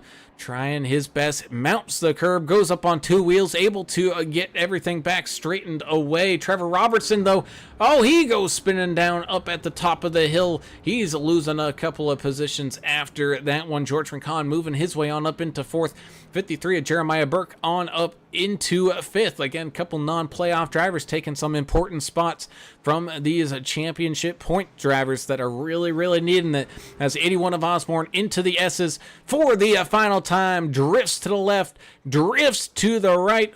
Only a few corners left to go, so he can pick up this win here from California tonight. California dreaming is what he is seeing. Down into the hairpin. One final time hard onto those brakes. Nice and smooth, nice and clean. No pressure behind him. He is going to find his way down and around the final corner and across that start-finish line. Osborne for the win. Chachi finds home here in California. Josh Bittner able to hold off a charging 14 of Dustin with a Y for second. And Eaton coming on home in third. A great finish, and not the finish we expected after seeing these couple of drivers that were racing up near the front there, the 33 and the 89. Just we're going to keep talking about that for the rest of the playoffs, I'm sure. But Sounds like George Rincon is going to be our spotlight driver, our number 4 driver. Ah, that's fantastic. Finishing in 4th here tonight. Oh, man, it's only a matter of time before we see that 28 racing for a championship, man. He is just steady Eddie. Again, only a couple little slips off the track here tonight. Had some great battles out there. Kept the truck clean and well deserving of that top 5 finish here tonight and the spotlight driver. Pretty awesome. They're still talking it up in the chat. I guess they had some fun out there tonight. Guarantee you that. 9 trucks finishing on the lead lap doesn't sound like a lot, but remember, we didn't have any cautions. We didn't have any stoppages at all. They run this thing all the way through all 57 laps nonstop. The only break the drivers get when they're getting new rubber slapped on the car or truck in the pit lane. So it's exhausting for these guys, and it really stretches the field out. So still having 9 trucks on the lead lap is not bad. No, it's not bad at all. Well, the podium drivers take their picture and get everything all squared away. Let's go ahead and talk to tonight's spotlight driver of the evening. It's Mr. Steady Eddie himself, the 28 of George Rincon, finishing here in that 4th place spot. George, congratulations here, buddy. I'm telling you, and we've been saying it all night, it's only a matter of time before you're in one of these races chasing for that championship, man, because you've always been steady, and it just shows again here tonight. You weren't necessarily trying too hard to go too fast out there. You're just keeping all 4 wheels on the pavement, and you're making positions left and right here, buddy. Yeah, it's a good race. I enjoy these road courses, though. So, first off, I want to just congratulate Osborne on the win. Didn't see him all night, so I really didn't see the top 5 all night until a couple of mistakes. But yeah, it was a good run. Lots of fun. A lot of fun. Well, great job out there, George. Like we said, very steady out there. What was the biggest challenge you guys had out there? I mean, we were looking at guys with their tire wear, different guys that ran different lines, like Dustin Eaton. You see him out there running loose constantly at these road courses, but it ends up being fast for him. Did you kind of experience the same thing, or were you fighting more of a tight condition like we saw some of the drivers? No, I mean, it was definitely a loose. The tires were wearing out. You definitely had to baby the tires. I think Dustin may have just eaten up his tires a little too much, but he's used to driving that way, so I kind of expected him to be up there to win. Josh taking second really doesn't surprise me because he's also one of those good guys that saves tires. So that's pretty much where I came into it too, is not making mistakes. Mistakes are crucial here. If you make a mistake, it's over. There are no cautions. There's no second chances, as you saw with Trevor. Trevor made a couple of mistakes and got off track, and I don't know what happened to Good Enough, but I thought he had that race in the bag, so I'm not quite sure what happened there. But congrats to those guys up there in the front that've been running there all night long. It's really good run. It's hard to beat these guys, so I don't know if I'm ever going to win, but I'm happy with it. I just like good racing. Lap traffic was good, I felt tonight. I mean, it was a lot of giving way, and I really appreciate that. To a couple of guys specifically, I won't point them out, but a couple of guys specifically, I really appreciate the fact that when you came up on them, that they gave you your lane that you wanted to run. So it was fun. A fun night tonight. Who'd you like to give some thank yous to or shout outs? Jess and Lori, of course, and then you guys for putting this on. It's great to watch these things afterwards. And I'm not going to thank my wife because she's not around. She's gone. She's on vacation and stuff like that. So she's not even allowing me to do this. I'm doing it. That my dog. My dog comes and licks me on the arm every once in a while and says, "Come on, get off that thing." But yeah, shout out to you guys, everybody too. Like I said, everybody in this league really did a great job tonight. I thought. I mean, when I came around them, I felt like I was given a lot of respect. So it was a good time. So thank you guys very much. Awesome, man. Well, once again, big congratulations to our spotlight driver of the evening and fourth place finisher here tonight, the 28 of Mr. George Rincon. Man, congratulations. Good luck with the rest of the season here, buddy. Hopefully we get to talk to you again soon here. Thank you. Hope so. Have a good one. And with that, we will move on up the podium and talk to tonight's third place finisher, a driver who put in the work here tonight. But I think his tires might have kind of forgotten about the job that he had to do here. The 14 of Dustin with a Y, Dustin Eden, bringing home a third place podium finish here. Dustin, kind of looks like the hot track temp and your driving style kind of ate up those rear tires on you a little bit, slipping and sliding all over the place. You were definitely quick. Between you and Good Enough and Osborne and Bitter, y'all were running really, really quick lap times out there tonight. Just I think rather than fuel strategy, it was kind of like a tire management out there. Yeah, it was slippery, wasn't it? You know, who did that to the track before we got on here? Yeah, no, it was, I pushed hard at the beginning and, I ate up my tires trying to get that gap. And I think I had like a 2, almost 3 second gap for a while. And went to go in and pit. I think Jess stayed out. I wasn't really paying attention. Oh, excuse me. And then we got on different tire strategies. Well, I was just gonna let that set go for a long time, and saw Craig coming by on the inside on that second to last turn there before the hairpin, and I went outside and meatballed the truck, man, and that's what put me 6 seconds behind him. And then Jess and Craig got in their thing, and I had nothing for Osborne and Bittner. Tried to catch him, but wasn't willing to wreck them for nothing. So yeah, it is what it is, man. We'll get them next week, It was a lot of fun to watch for sure, and I think I can speak for all of us when I say when we go to a road course that we don't really enjoy racing at much. It's usually we're kind of struggling about something to talk about, but you guys gave us plenty to talk about here tonight. And to answer your question, I think I saw Turner out there with I think it was a bottle of hydraulic fluid or transmission fluid or something, pouring it in the turn. So you could probably blame him for that, but. Iowa Speedway coming up next week.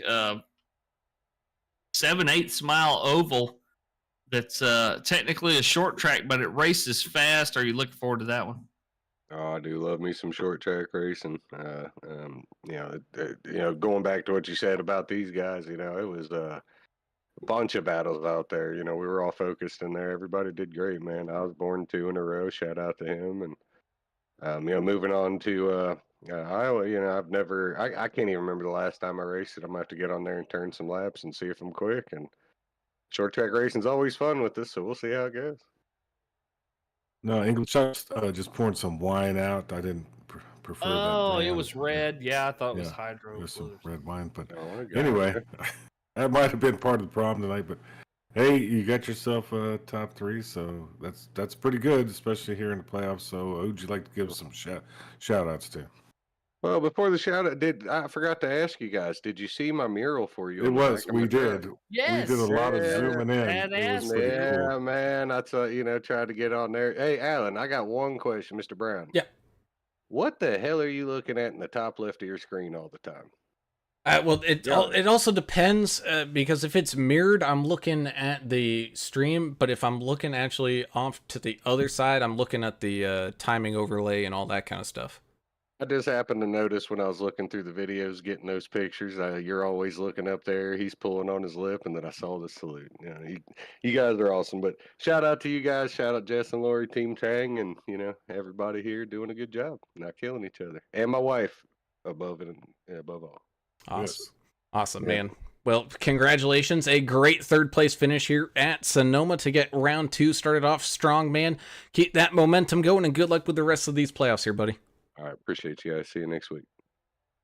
With that, we'll take a step up the podium and talk to tonight's second place finisher. It's the 84 of Josh Bittner, sneaking his way on into this podium, taking the kind of George Rincon school of racing kind of effort at this one, just keeping it smooth and steady and letting all the positions come to you. And other than the start and the end there, Josh, it was just kind of a smooth race for you. Yeah, I don't really know what I'm doing up here right now, guys. Last I was looking, I was in 8th place, and then a bunch of people really, really sucked, and now I'm second. So, I mean, I'm happy to be here due to other people's misfortunes and lack of foresight, but and circumstance. But yeah, it was crazy. I mean, race was really long. That was fun. My dang foot. I was working all day and it started shaking. It's going. It's so dang. It was probably so stressed out with the pedals. I was shaking. It wasn't. I was saying to Osborne, I was like, I wasn't shaking for nervousness. That usually is with my hands, but my legs were literally shaking because I was so cramped up. But I needed more water. But that was an experience, and we almost had it. We almost pulled out the W, but dang, that got really fun at the end. It got spicy. That was real wild, and like you said, just the being on the pedals back and forth, and lots of gear changes and all that. Especially I'm on my feet all day too. I know how that feels, and to get in there and then have to do all that footwork and trail braking and blipping throttles, and it's a wear on your ankles and your feet and everything else. So yeah, I definitely feel you there. A little bit of relief probably next week. You guys head to Newton, Iowa, for that little 7/8 mile oval out there. Going to be a lot different racing than we saw out here tonight. Do you like that kind of racing? Do you like these kind of small, intermediate / short tracks, especially in the playoffs? Oh, absolutely. And I mean, it depends too, like what the circumstances can be, how I'm going to drive it. Like, I don't know if I'm going to be on the bubble or in, or if people are going to get penalties and put me in a better position. But it's fun at Iowa because there are so many different lines you can run and ways to run the track. It's kind of like a Richmond that's with a little more banking and I guess a little bit longer maybe, but it's fun. I remember racing like season 1 or 2 ish in VRL here, and I remember running. I think it was the bottom or something, and or maybe middle, and doing my job, and I was leading. But this one guy,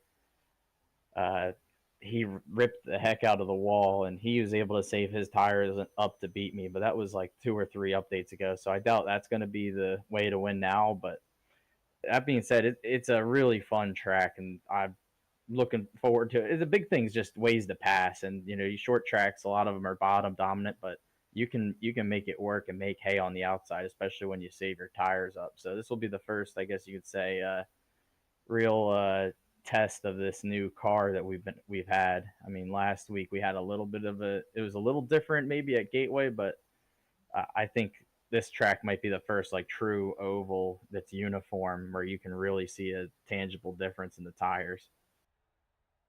Well, yeah, you were the beneficiary of some crazy stuff that happened, but still had a good run up to P2. Who'd you like to give some shout outs to? I'd like to thank the people in the top 5 for doing what they did to put me up here with you boys, first of all. I'd also like to thank my girlfriend Peyton. Got a lot of crazy stuff going on the last couple of weeks in our lives, so I think she was able to watch this, and her dog Juniper, my dog Harley, ain't dead yet. Boys, Ricky, his kids weren't feeling so hot tonight, I believe, so he wasn't able to make it. Then you had Ted, Tim, Kyle, guys always fun to go to battle with, and the camaraderie is always strong. Jess and Lori for putting on this nice league. You guys up in the booth for broadcasting, and check out the Track Dogs Racing on YouTube. I just put up a video from my IRL enduro race at Grandview the other day, and that was a lot of fun last Friday. So I'm gonna keep it up and get a couple more races going in real life this summer. So looking forward to it just across the board, guys. Thank you.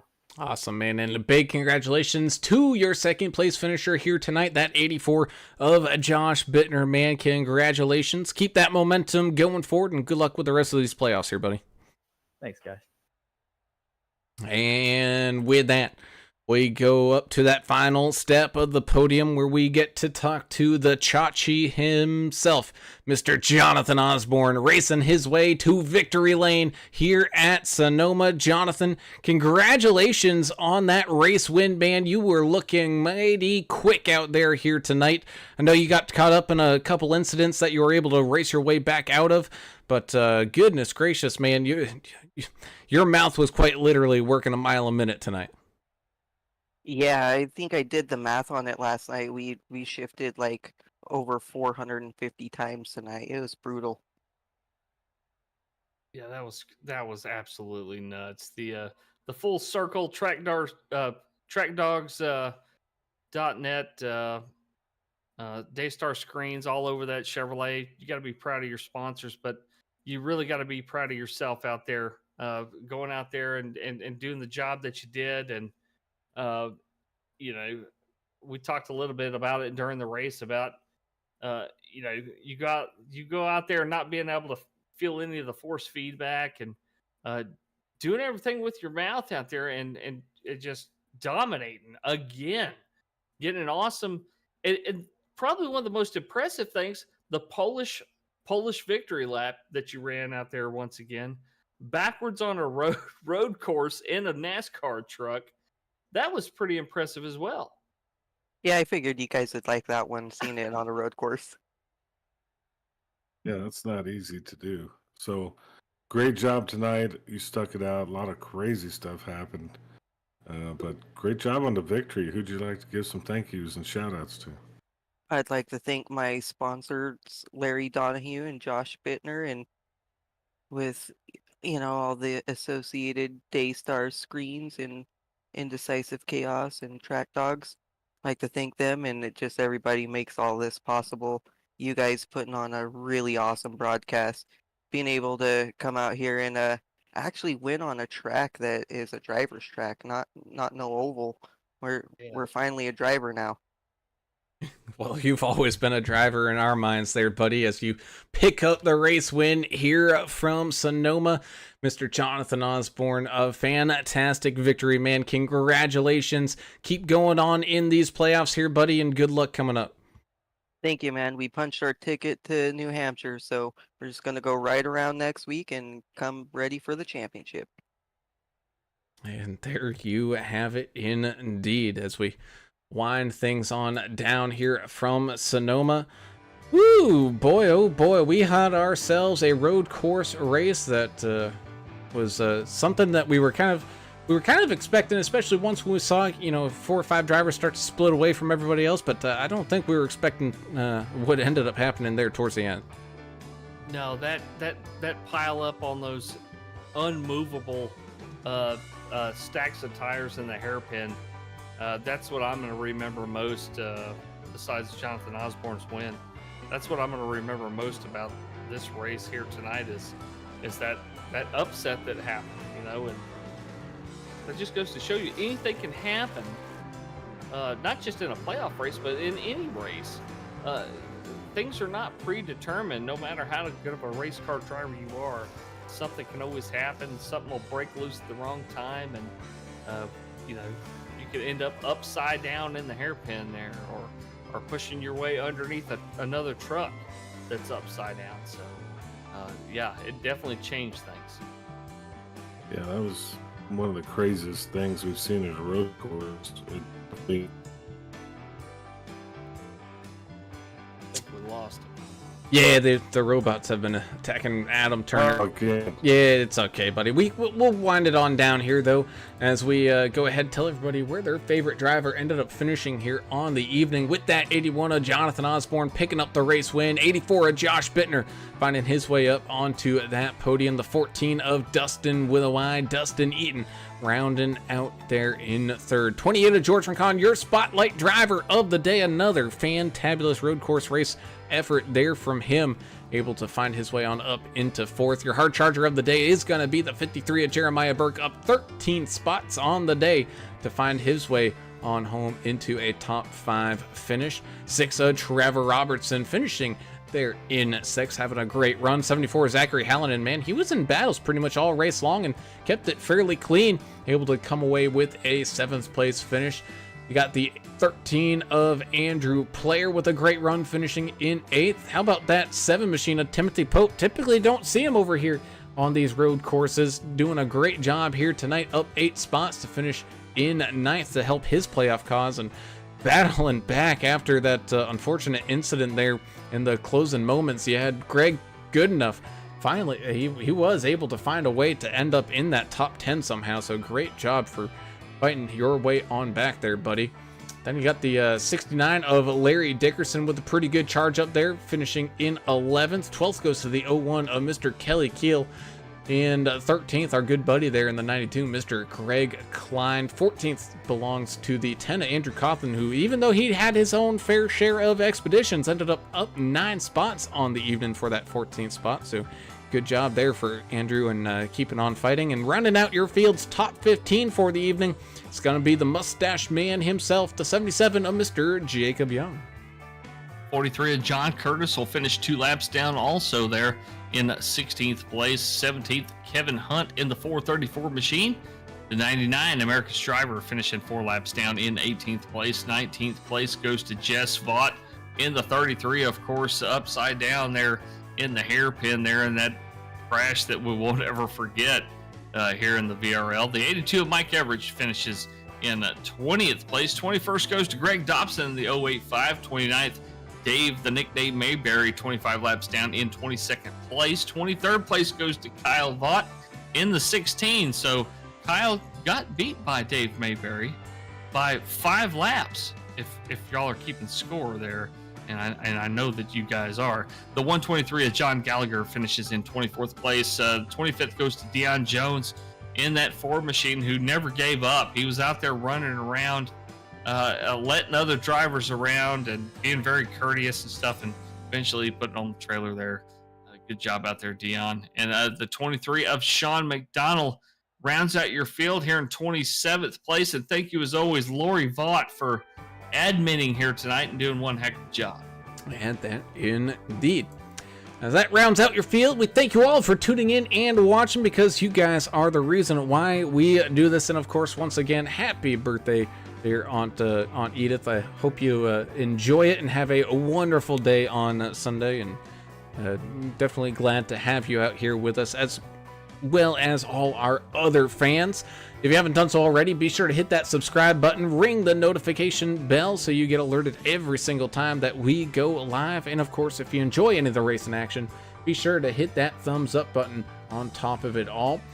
Of course, we also have to say a huge thank you to the proud sponsors of the VRL, such as GC Cruise Travel, Blue Fox Properties, and Mr. Dave Mayberry, D&D Race Graphics, and Southbound Real Estate with Mr. Ricky Wittenberg. Thank you all for your continued support, helping out a fantastic league that the VRL is, so they can put on the amazing show that they do week in and week out.